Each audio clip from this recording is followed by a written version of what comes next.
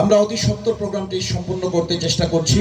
এবারে আর তিনজন বাকি আছে, সেই তিন বন্ধুকে একত্রে মঞ্চে ডেকে নিচ্ছি। মঞ্চে আসবে সাকিব আহমদ, এরপরে রেজাউল করিম রাজু ও জিলহাদ হাসান ফাহিম। মঞ্চে আসার জন্য আহ্বান করছি। তিনজনকে একসাথে মঞ্চে আসার জন্য আহ্বান করছি। মঞ্চের পাশে আমাদের হাফেজ মাওলানা ইয়াহিয়া সাহেবের কাছে দাঁড়াবে তারা। এখানে দাঁড়াও, আমরা একে একে ডেকে নেব। তিনজন বন্ধুকে দেখতে পাচ্ছি, তারা সবচেয়ে ভালো পারফর্ম করেছিল।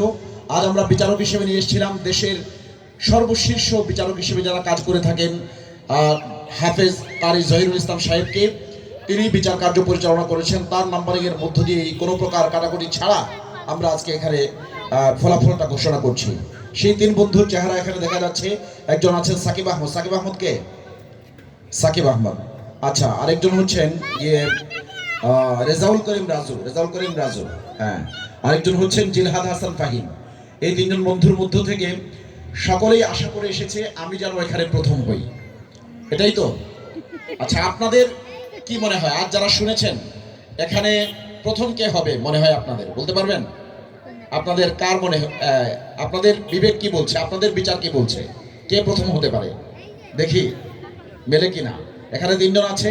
সর্ববামে হচ্ছে গিয়ে যে তার নাম হচ্ছে রেজাউল করিম রাজু, তাই না? রেজাউল করিম রাজু। আর মিডলে যে আছে সে হচ্ছে সাকিব আহমদ। আর সর্বডানে যে আছে তার নাম হচ্ছে জিলহাদ হাসান ফাহিম।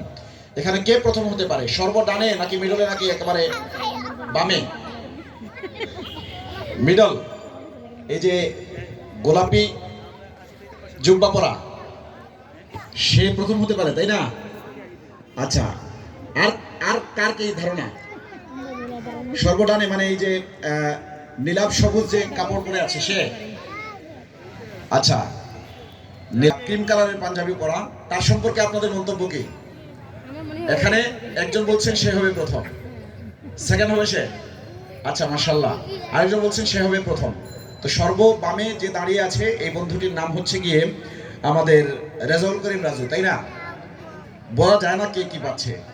তো প্রথমে বলি, এখানে তৃতীয় স্থান অধিকার করে ৫,০০০ টাকা পুরস্কার যে পাচ্ছে তার নামটি হচ্ছে কি? মেনসুলিয়ান। আমাকে তৃতীয় স্থান দিলেন আপনারা, টাকা তো দেবেন না। ঠিক আছে, সে হচ্ছে গিয়ে আমাদের গোলাপি জুব্বা পরা যে ভাইটি আছে, ছোট্ট সোনামণি, সাকিব আহমদ তৃতীয় স্থান অধিকার করেছে।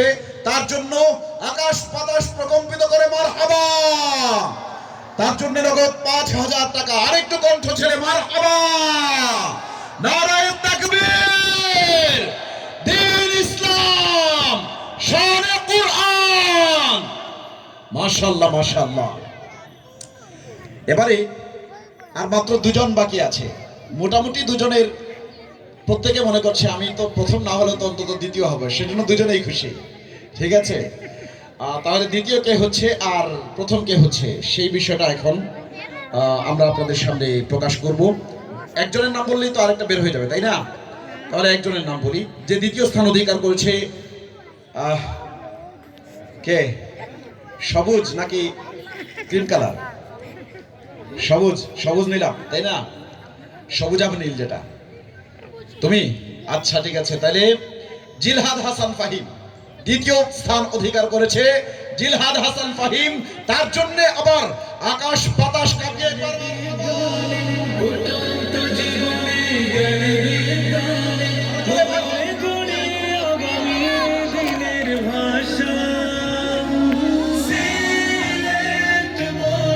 তার জন্য নগদ ১০,০০০ টাকা। জিলহাদ হাসান ফাহিমের জন্য নগদ ১০,০০০ টাকা। এবারে প্রথম কে হয়েছে আমরা অটোমেটিক্যালি জেনে গেছি। প্রথম হয়েছে যে বন্ধুটি, তার নাম রেজাউল করিম রাজু।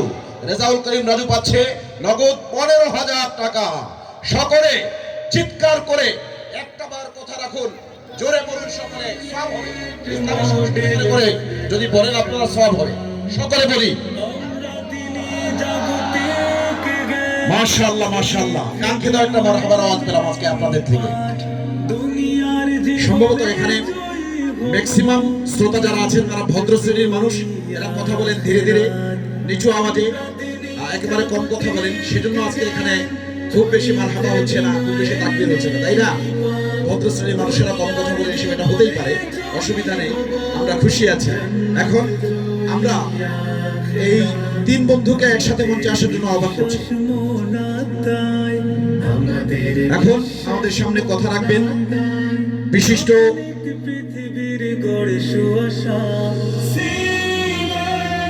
আজকে প্রধান আলোচক হিসেবে আলোচনা উপস্থাপন করবেন বিশিষ্ট ইসলামী চিন্তাবিদ, বহু গ্রন্থ প্রণেতা, আমাদের নেতৃত্ব দানকারী ব্যক্তিত্ব, বাংলাদেশের গর্ব, বাংলাদেশের কৃতি সন্তান, সিলেটের কৃতি সন্তান, লন্ডন টাওয়ার হ্যামলেটসের সাবেক স্পিকার এবং বর্তমান কাউন্সিলর জনাব মোহাম্মদ আয়াস মিয়া।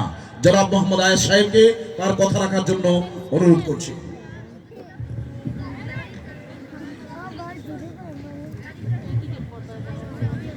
আসসালামু আলাইকুম রহমতুল্লাহি ওয়া বারাকাতুহু। সিলেট মডেল মাদ্রাসা কর্তৃক আয়োজিত